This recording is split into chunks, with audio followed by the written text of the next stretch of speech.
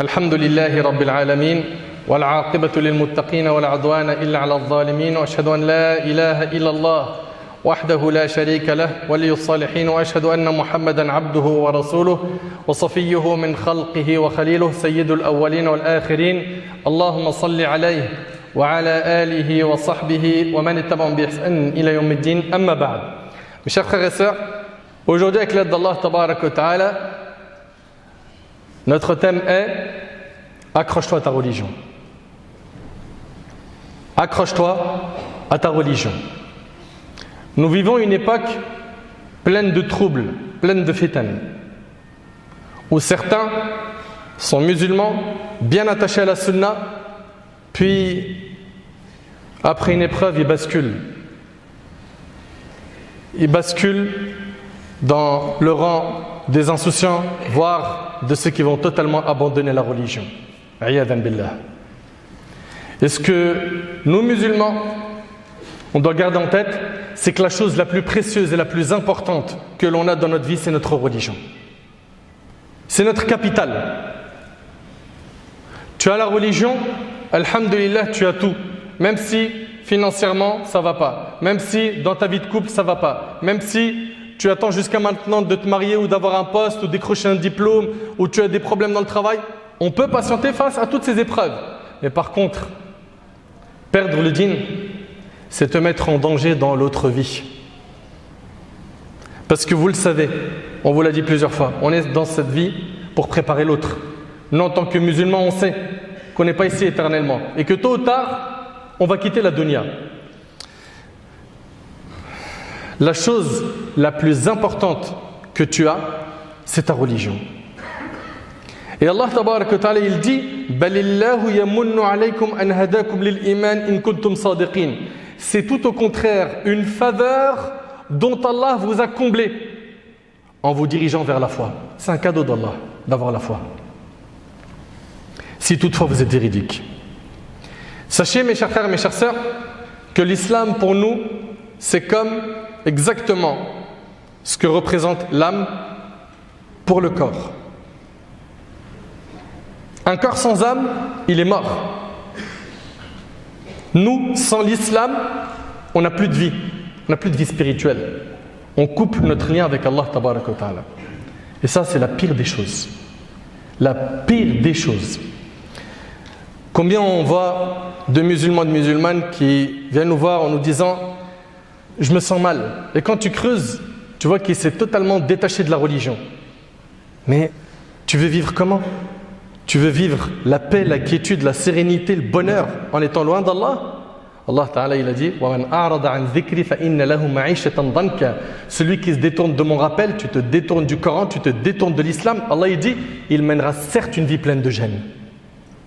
Ta vie elle va être difficile loin d'Allah. Tu as besoin de cette spiritualité.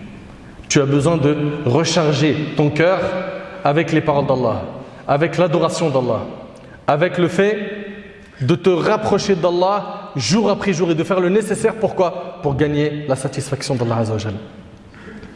Mes chers frères et sœurs, retenez une chose, c'est que l'islam, c'est notre capital. Et Allah Tabarak wa Ta'ala, il dit Inna ad-dina 'inda Allah al-Islam. Certes, la religion acceptée d'Allah, c'est l'islam. La religion acceptée d'Allah, c'est l'islam. Et le musulman, il doit faire le nécessaire. Pourquoi ? Pour améliorer sa relation avec Allah, améliorer son état spirituel. Le prophète, alayhi salatu wassalam, parmi ses doigts, qu'est-ce qu'il disait ? Allahumma aslih li dini alladhi huwa ismatu amri. Dans le hadith d'Abi Huraira qui est rapporté par Muslim, le prophète, alayhi salatu wassalam, il disait dans ses invocations, oh Allah, améliore-moi ma religion. Oh Allah, améliore-moi ma religion, celle qui met une protection pour toutes mes affaires. C'est-à-dire quoi exactement ? Améliore-moi ma religion, c'est-à-dire facilite-moi de rester attaché au Coran et à la Sunna. Facilite-moi de tenir au Coran et à la Sunna. Et quand on dit le Coran et la Sunna, il faut savoir, Ahbab al-Kiram, qu'il y a deux piliers sans lesquels tes actions ne sont pas acceptées. Le premier pilier, c'est que tu sois sincère dans ton action. Quand tu fais une action, tu le fais pour Allah Tabarak wa Ta'ala. pas pour plaire aux gens, pas pour t'acheter une image. Et le deuxième pilier, c'est que ton action soit conforme à la sunna du prophète alayhi salatu wassalam. Donc tu vas suivre le Coran et la sunna avec sincérité, en étant à chaque fois conforme à la sunna du prophète alayhi salatu wassalam. À chaque fois que tu vas faire ou que tu vas délaisser quelque chose, fais le nécessaire. Pourquoi ? Pour que ce que tu vas faire ou délaisser, tu aies une trace dans la religion pour pouvoir justement faire cette chose. Ok ? Tu as toujours une preuve qui te permet de faire ou de ne pas faire. Et subhanallah, le prophète alayhi salatu wassalam, dans le hadith de Anas, qui est rapporté par Tirmidhi, méditez bien sur ce hadith s'il vous plaît. Le prophète sallallahu alayhi wa sallam disait fréquemment Ya muqallib al-qulub thabbit qalbi ala dinik. Ô toi qui fais tourner les cœurs, affermis mon cœur sur ta religion. Et on a énormément besoin de faire cette invocation, surtout à notre époque. Ya Allah, toi qui fais tourner les cœurs, affermis mon cœur sur ta religion, garde-moi sur ce chemin. Pense pas que parce qu'aujourd'hui tu es sur le din, ça y est, c'est garanti que tu le seras toute ta vie. Il est possible qu'un coup de vent, une épreuve te touche, que ce soit des ambiguïtés ou des péchés, et tu te retrouves à lâcher ce que tu as de plus cher. Et malheureusement, on en a vu, alhamdoulilah, ils sont minoritaires, mais on a vu des gens, peut-être certains parmi nous ont même connu des gens qui étaient bien dans la religion, ils étaient attachés à la sunna, puis ils ont renié l'islam. Personnellement, j'en connais. Ils étaient dans la religion. Et maintenant, ils le disent clairement avec leur bouche, je ne suis pas musulman. Inna lillahi wa inna ilayhi raji'un. D'après Anas ibn Malik, le prophète sallam disait fréquemment, ô toi qui fais tourner les cœurs, affermis mon cœur sur ta religion. Anas, il dit au prophète sallam, ô messager d'Allah, nous avons cru en toi et en ceux avec quoi tu es venu. As-tu peur pour nous? Le prophète sallam a dit oui, certes les cœurs sont entre deux doigts parmi les doigts d'Allah, il les fait tourner comme il veut. Le hadith il est rapporté par Tirmidhi. La plus grande catastrophe qui peut te toucher mon frère, ainsi que toi ma sœur, c'est que tu perds ta religion. D'ailleurs le prophète alayhi salatu wassalam, il disait Wala taj'al musibatana fi dinina. Qu'Allah fasse que nos malheurs ne concernent pas notre religion.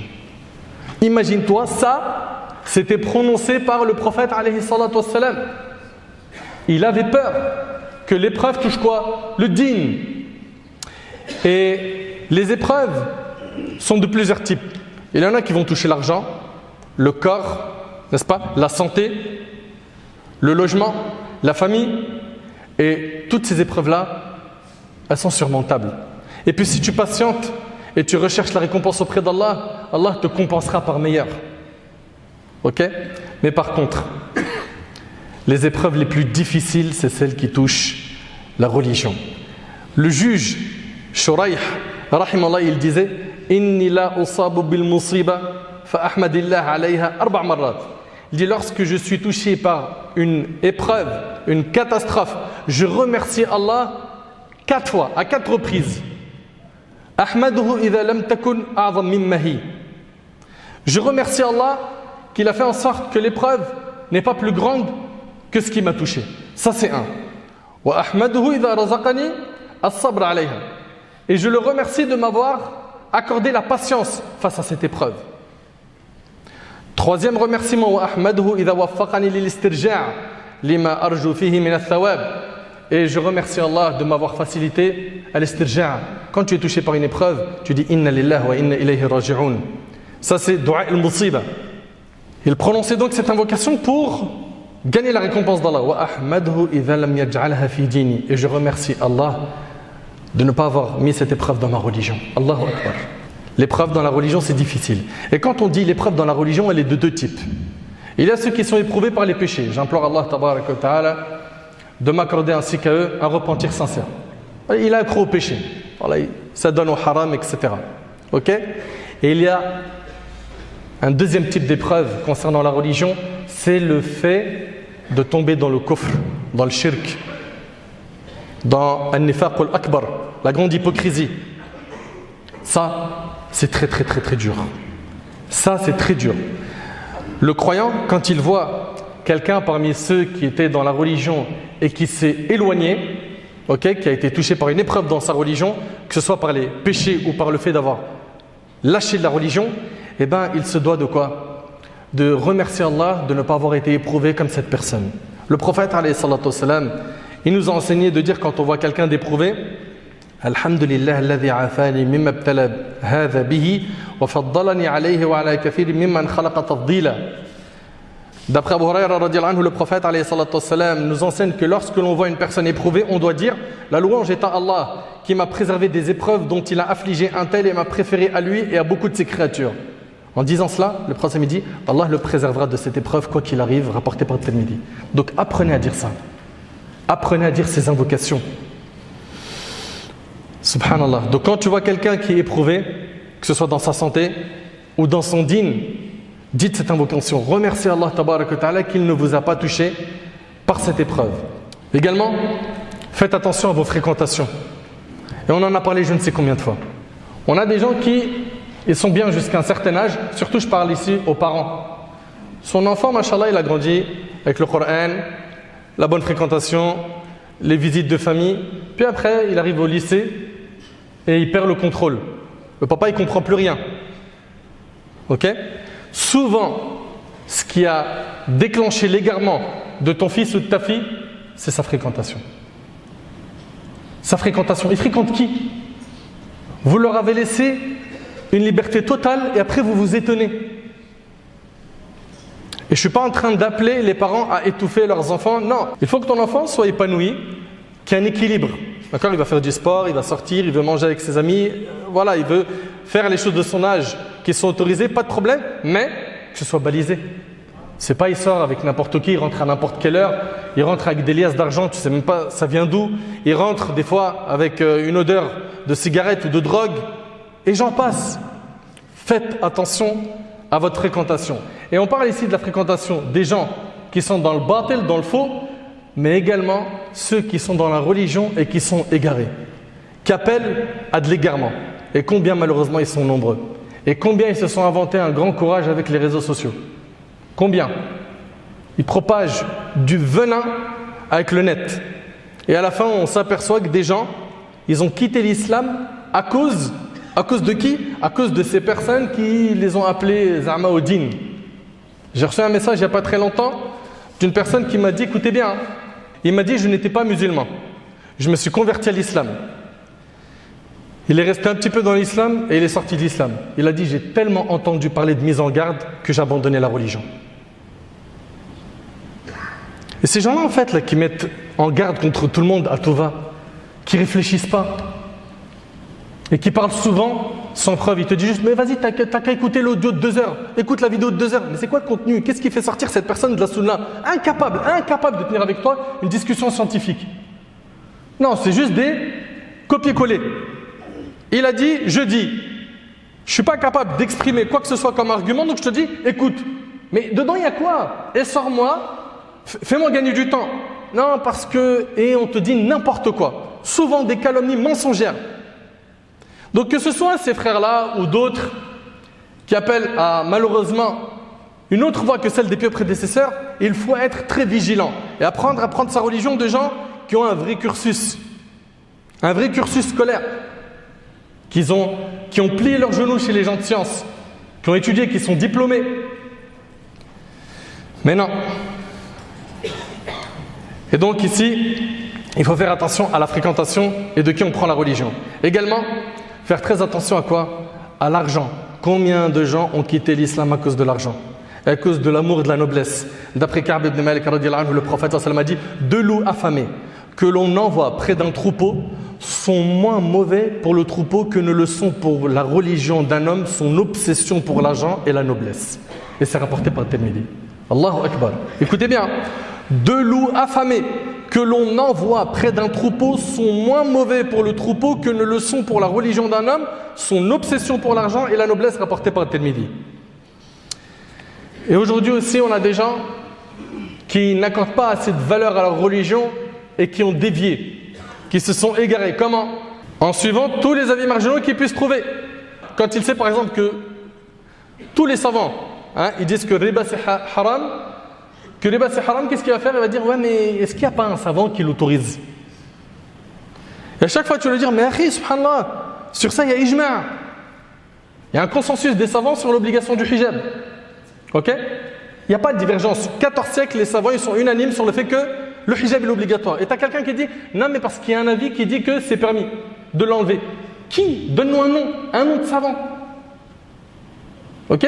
Et donc, il y en a, en suivant malheureusement ces avis marginaux, qui se sont retrouvés pareil à dévier et à quitter le din. Donc tout ça, ce sont des choses qui sont très très graves. Très très graves, il faut faire très attention. Et notre bien-aimé, alayhi salatu wassalam, il nous enseignait que lorsque la fin des temps va arriver, eh ben, ça sera de plus en plus dur. Et Anas radiyallahu anhu, il dit qu'il a entendu le prophète alayhi salatu wassalam dire que vers la fin des temps, chaque époque sera plus dure que celle d'avant. Ok? Donc là, il faut vraiment s'accrocher à la religion. Garde en tête que c'est votre capital. Meurs avec le din. Ne lâchez jamais votre din. Quoi qu'il arrive, comprends que ton din, c'est ton capital. Quoi qu'il arrive, ne mourrez que musulman. Faites attention à tout ce qui menace votre din. Fermez les fenêtres et les portes qui menacent votre croyance, votre aqid. Le prophète alayhi salatu wassalam, dans le hadith rapporté par Al-Bukhari selon Abu Saïd, il a dit « Le temps est proche où la meilleure situation pour l'homme sera de posséder un troupeau de moutons qu'il conduira vers les sommets des montagnes pour pâturer dans les zones arrosées par la pluie, fuyant pour préserver sa religion des troubles de la fitna. » Allahu Akbar. Tout ça pour t'expliquer que tu n'as pas plus cher que ta religion. Et dans le hadith d'Abi Huraira qui est rapporté par Muslim, le prophète il dit « Hâtez-vous de faire des bonnes œuvres, car il va y avoir des périodes de troubles et de tentation telles des parties d'une nuit sombre. L'homme s'y trouve croyant le matin et mécréant le soir. Ou croyant le soir et mécréant le matin, il vend sa religion pour bien éphémère de ce monde. » Le hadith, on vous a dit, il est rapporté par l'imam Muslim. Subhanallah, et de l'autre côté, quand tu regardes les gens du faux, de l'égarement, comment ils sont attachés à leur égarement. Allahu Akbar. Ils sont attachés à leur égarement au faux d'une manière impressionnante. Regardez Pharaon avec Moussa alayhi salam.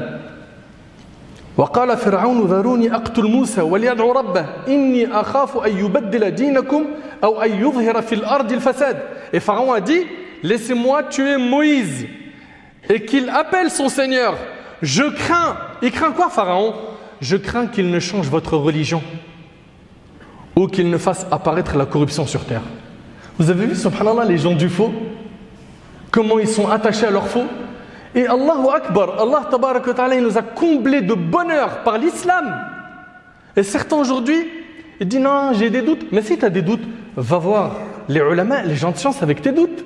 Si tu as des doutes, étudie la religion, les doutes vont disparaître. Les savants ont répondu sur tout cela. Par la grâce d'Allah tabaraka wa ta'ala, les savants qui sont les héritiers des prophètes, comme l'a dit le prophète sallam, il y a par la grâce d'Allah de quoi apaiser ton cœur bien comme il faut dans notre patrimoine.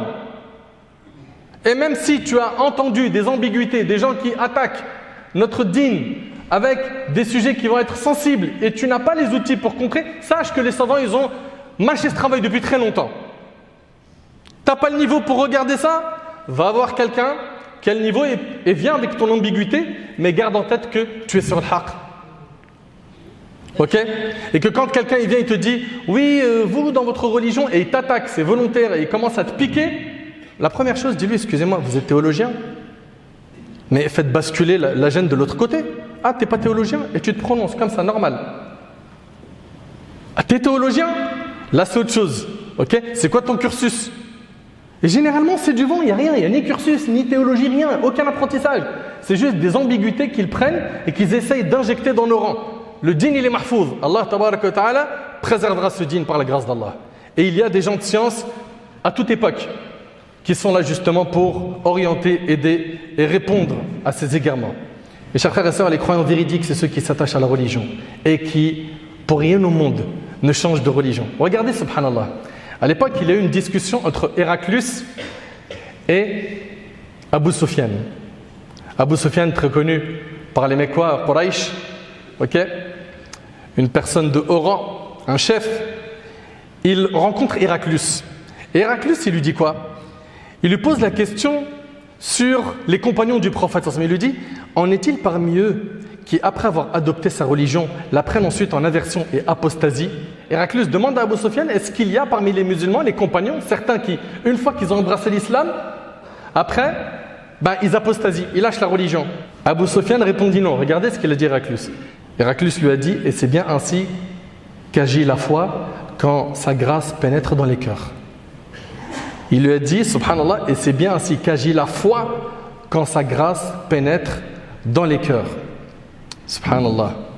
Allah tabaraka wa ta'ala nous dit Ya ayyuhalladhina amanu taqullaha haqqa tuqatihi wa la tamutunna illa wa antum muslimun. Oh les croyants, craignez Allah comme il doit être craint et ne mourrez qu'en pleine soumission. Mourrez musulmans. OK? C'est ce qu'a demandé Yusuf alayhi salam, tawaffani muslima wa alhiqni bis salihin. Fais-moi mourir musulman. Ça c'est le prophète Yusuf. Et fais-moi rejoindre les vertueux. Wa la tamutunna illa wa antum muslimun. Ne mourrez qu'en pleine soumission. Mes chers frères, mes chères sœurs, toute personne qui connaît la valeur de cette religion doit faire le nécessaire. Pourquoi? Pour bien la mettre en pratique. Et si tu la mets bien en pratique, Allah il va te protéger. Il va protéger ton dîn. Il va protéger ta croyance. Tu ne seras pas bousculé, secoué par ces vagues qui amènent à l'égarement. Allah tabaraka wa ta'ala préserve le serviteur dès lors qu'il fait le nécessaire. Pourquoi? Pour appliquer les commandements de la religion. Regardez le prophète Yusuf alayhi salam. Allah tabaraka wa ta'ala dit Kadhalika linasrifa anhu as-su'a wal fahsha innahu min ibadina al-mukhlasin. Vous savez très bien que Yusuf alayhi salam, le prophète Yusuf, il était beau et il a été tenté par Zulaykha, n'est-ce pas? Elle l'avait reçu dans sa maison et elle a essayé de le séduire, elle a même fermé les portes. Elle lui a dit Haytalak, viens, je suis prête pour toi. Qu'est-ce qu'il a dit? Il a dit ici qu'Allah me protège. C'est mon maître qui m'a accordé un bon asile. Vraiment, les injustes ne réussissent pas. Et elle le désira et il l'aurait désiré. N'eût était-ce qu'il vit comme preuve évidente de son Seigneur. Et à la fin du verset, ainsi nous avons agi. Regardez Allah, il dit quoi? Ainsi nous avons agi pour écarter de lui le mal et la turpitude. Il était certes un de nos serviteurs élus. Pourquoi Yusuf alayhi salam, il a été préservé de tomber dans le haram? Parce que c'était un bon serviteur d'Allah tabaraka wa ta'ala. Si toi tu es un bon serviteur d'Allah, comme Allah a préservé Yusuf, il te préservera de tomber dans le haram, de tomber dans la fornication, de tomber dans le riba, de tomber dans le kufr, dans le shirk, il te protégera. Donc les clés on les connaît. Apprenez la religion, faites des invocations comme le prophète sallam pour qu'Allah tabaraka wa ta'ala nous garde sur ce chemin, fréquentons des pieux et surtout écartons-nous du haram un maximum afin justement d'avoir cette protection d'Allah tabaraka wa ta'ala. Qu'Allah tabaraka wa ta'ala me permet ainsi qu'à vous de pratiquer notre dîn jusqu'à notre dernier souffle. Qu'Allah azza wa jal nous fasse mourir musulmans.